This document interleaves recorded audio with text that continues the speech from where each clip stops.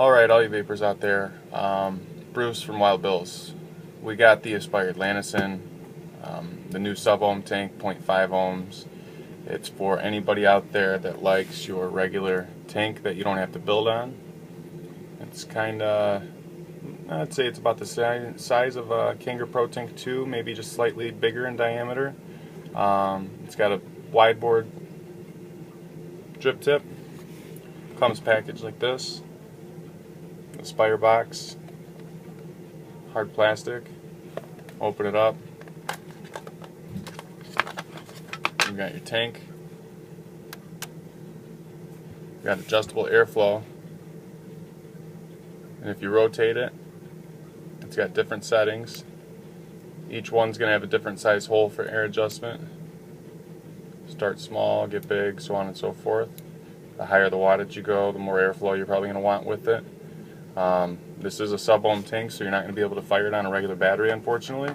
So you'll need to get something that can fire sub-ohm, such as, like right here I have a Sigali 100-watt box mod. I vape it around 40 watts, which is actually a little high. Gives you a warm vape, still really great cloud production. As for how it works, it's just like a lot of your other regular tank atomizers out there. There's not a rebuildable coil in there, there's a replacement coil that you have to buy when it burns out. But anyway, you unthread the bottom, just like this. And it's got, just like the Aspire, the Nautilus, it's got the rubber bottom on it, so it's a really nice cozy fit when you thread everything together. The coil, it's a pretty big diameter coil. If you were to look down inside there, you see a vertical single coil that reads out at 0.5 ohms resistance. This is your tank size right here for dripping your juice in. It does still hold quite a bit of juice. I cannot remember what the specs are and how much juice it'll actually hold. And you will drink a lot of the juice due to it being a sub-ohm tank. So, you may fill up your tank more than once a day if you're, if you're vaping pretty steady. Anyway, when you fill it up through the bottom, put the bottom back on it.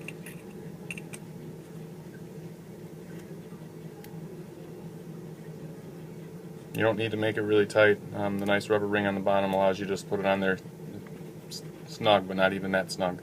Drip tip's removable like most of your atomizers out there. And I mean, as for how it comes, that's how it comes, right in the box like that. No really extras, anything like that. It's a $40 tank, which is a great price for what it does.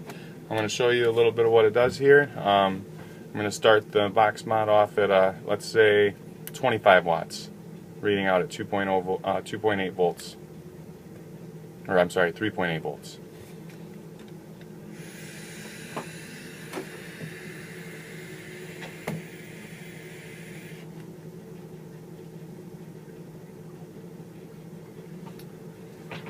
.25 volt or 25 watts. Airflow is wide open, so it gives me a nice cool vape. If I were to close it off and vape at 25 watts,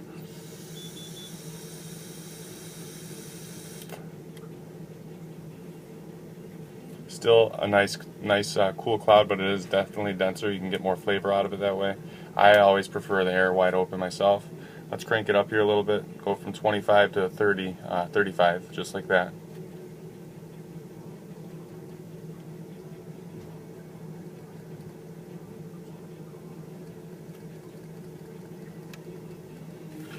We got it 35.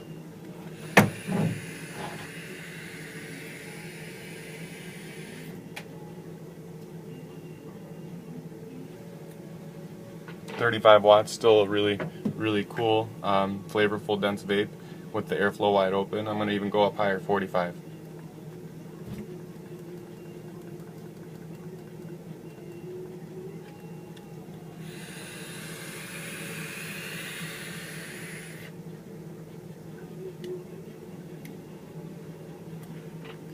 Surprisingly, still a nice, cool vape, a lot of flavor. I didn't get one dry hit.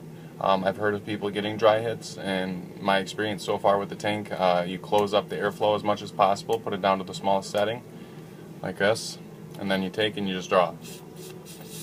And no pushing the button or anything like that. And what it'll do is kind of, suck the liquid back in there, and you'll re-wick the cotton that's inside the coil. As for the product itself, it's awesome. Can't complain. $40, and it's putting out clouds like you wouldn't believe. Any of your people that don't want to do the building, anything like that, $40 bucks, well worth it. You get clouds just like a lot of people that build their own atomizer coils. So we've got these in the shop now. I ordered plenty of them. I would highly suggest it for anybody that wants to start, cloud chasing without having to actually build anything. It's just an amazing tank all around, and it's a great bang for the buck. Thanks, guys.